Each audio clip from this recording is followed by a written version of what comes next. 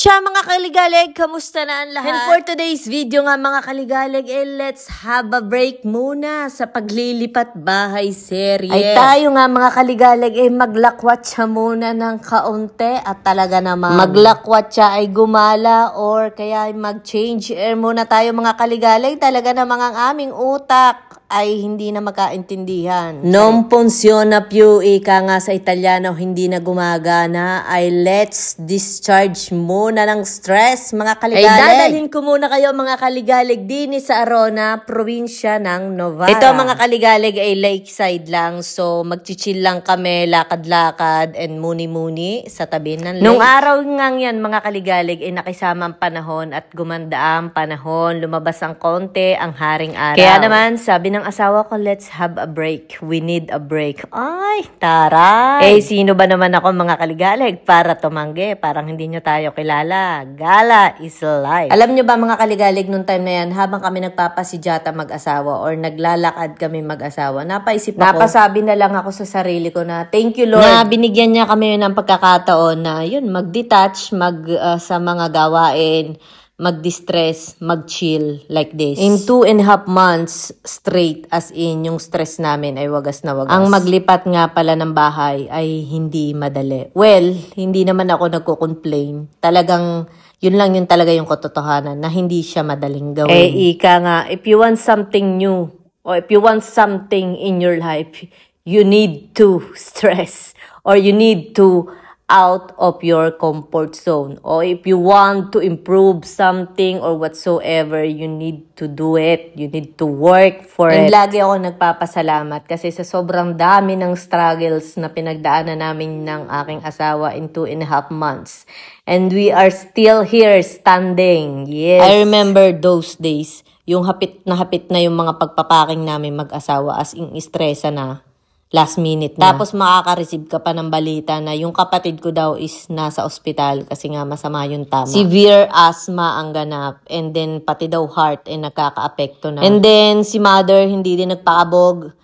Nagpa-emergency din kasi masama na yung lasa niya. Hindi na din niya kinaya sa sobrang stress. Tumataas daw ang sugar, high blood. Alam niyo, hindi ko na naintindihan kung anong eksena doon. Oo. Alam niyo yung mga ganong eksena. Pero sabi ko nung time na yun, Lord, ikaw nang bahala. Sabi ko, hindi ko kaya tong lahat. Ikaw nang bahala sa amin, sa kanila, sa aming mag-asawa. I know na lahat tayo may kanya-kanyang pinagdadaan. Kagaya nga ng sabi ko kanina, hindi ko na kaya. Pag hindi nyo na din kaya, itaas nyo lang kay Lord. Siya na yung bahala. Grabe, ang haba ng grissini nila. Tapos, ang sarap. Kaya masarap, ang daming herbs. Rosemary, fennel, seeds, and oregano, I think. Habang nag-aantay din kami ng order namin mag-asawa mga kaligalig, nagkakatinginan lang kaming dalawa. Kasi ang saya namin, tapos feeling namin, na-miss namin tong mga gantong eksena sa buhay namin. Feeling namin, ang tagal naming hindi na ganto sa aming buhay. Alam niyo yun? Sabi ko pa sa asawa ko, feeling ko ngayon lang ulit ako kumain sa restaurant. I mean, kumain sa restaurant na yung walang iniisip na gagawin mamaya, kailangan natin pupunta doon mamaya, ganun. Tapos after dito, ganyan, pupunta tayo doon, bibili, ganyan, kakausapin si ganto, ganyan, natatawagan si ganon. Ganon ang eksena namin mag-asawa before. Kaya sabi ko, na-miss ko kumain sa restaurant ng tranquila o yung chill. Walang iniisip na iba, kakain lang, masarap, iisipin kung gaano kasarap yung pagkain. Ganon. Kaya ako ay walang hanggang pasasalamat talaga, as in, thank you, Lord. And of course, thank you ng marami sa aking asawa. Yung pasensyahan namin talaga ay talagang ang haba.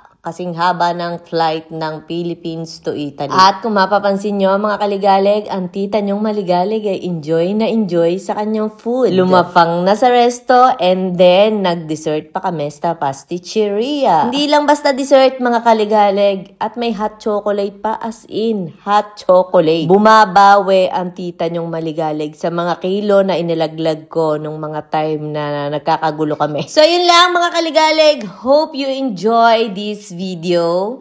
And masasabi ko lang sa inyo, follow for more. At magbabalik tayo sa Lipat Bahay serye mga kaligalig. Ipapasilip ko sa inyo ang kalagayan namin ngayon dito sa bagong bahay namin. And marami pang mga videos na abangan and babalik din ang tita nyong maligalig sa Faga outfit check. And I'm planning also mga kaligalig na i-share sa inyo ang aking journey as na may vitiligo o vitiligine or kabang patient. Kaya mga kaligalig, abang-abang! Ciao, ciao!